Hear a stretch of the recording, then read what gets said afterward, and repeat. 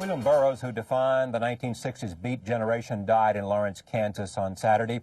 He was 83 years old. He was well known for his bold experimentation with drugs and sex and an eccentric sense of style. He influenced writers and rock stars, including Lou Reed and Patti Smith and author David Foster Wallace. He was born and raised in St. Louis. He earned a baccalaureate degree from Harvard in 1936. In the mid-1940s, he moved to New York City's Greenwich Village. There he met Allen Ginsberg and Jack Kerouac and developed a heroin addiction. In 1959, his shocking yet acclaimed novel Naked Lunch launched him out of his Beat Generation network and into the literary mainstream. Naked Lunch was adopted by filmmaker David Cronenberg in 1991.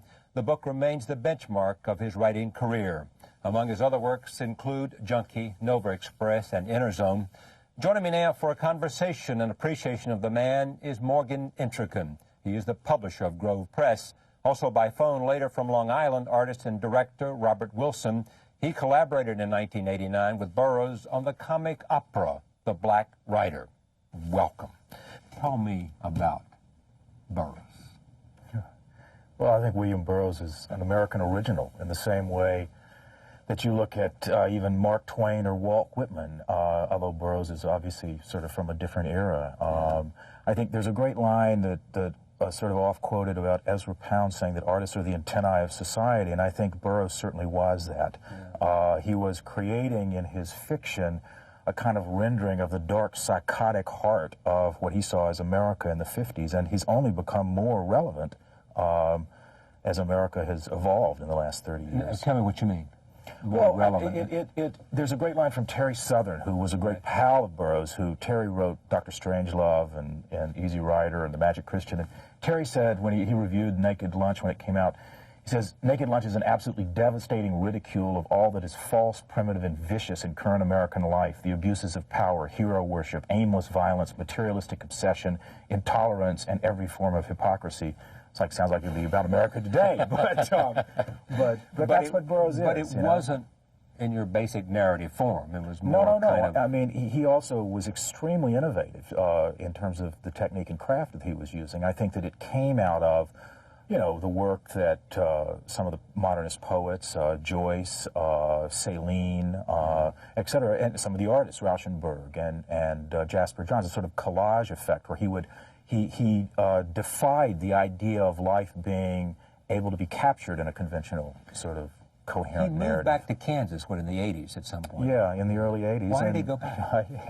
You know, I think that he was from the Midwest. He was from St. Louis, and I think, and Lawrence, Kansas is an interesting community. University town, yeah. And I think that William, you know, perhaps he had decided he'd had enough of the of the dark, psychotic heart of American urban life, anyway. But, Naked Lunch is what he's best remembered for, as well as, in some sense, as we said in the introduction, a kind of chronicle of the Beat Generation. Well, yeah, I mean, I think he was the Beat Generation. I mean, he, Kerouac, Ginsberg. It's interesting when you see, you know, the death of Allen a few months ago and of William now, and you realize you realize the impact that these guys have had on culture over the last 30 or 40 years, from coming from a very sort of peripheral or fringe position. I mean, Naked Lunch was banned in America when it was first published here. It was published by Olympia Press in Paris, and when it was published here by Grove Press in '59, there were obscenity suits against it. All right. Let me go to Bob Wilson, who's out on Long Island where he's at work. Robert Wilson, tell me about your friend and the man who you work with, I guess, 88, 89.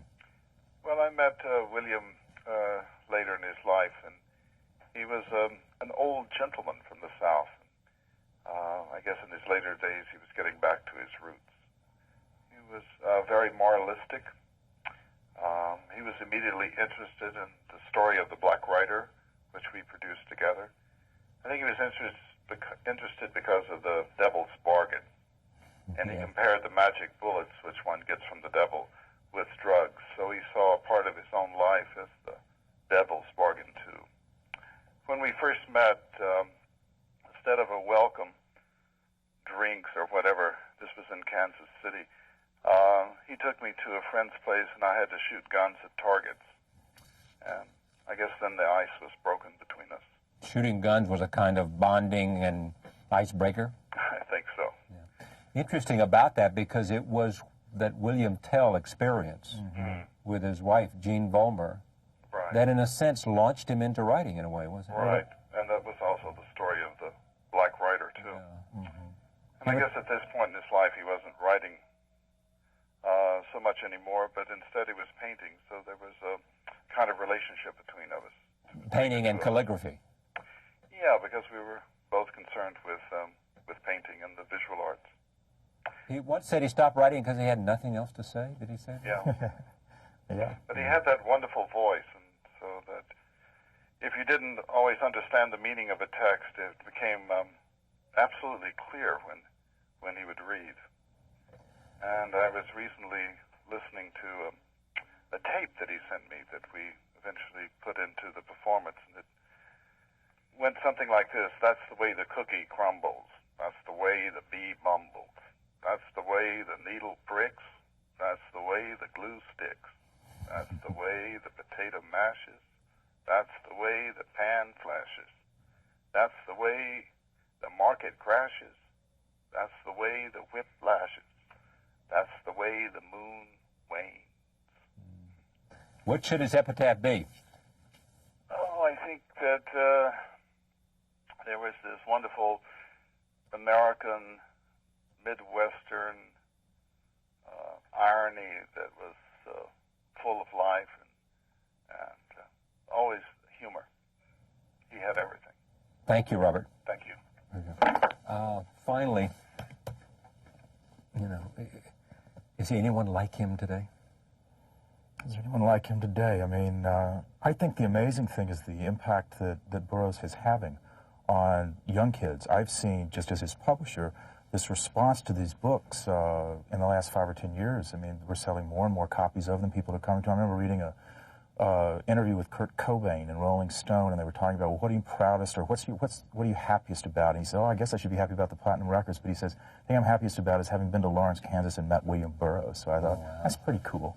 But, he's captured the zeitgeist of the time, and that's what a great writer does. And I think if you want to know what it was like to be in America in the 50s, 60s, and 70s, 100 years from now, you'll need to read William Burroughs. Morgan Entrekin, thank you very much.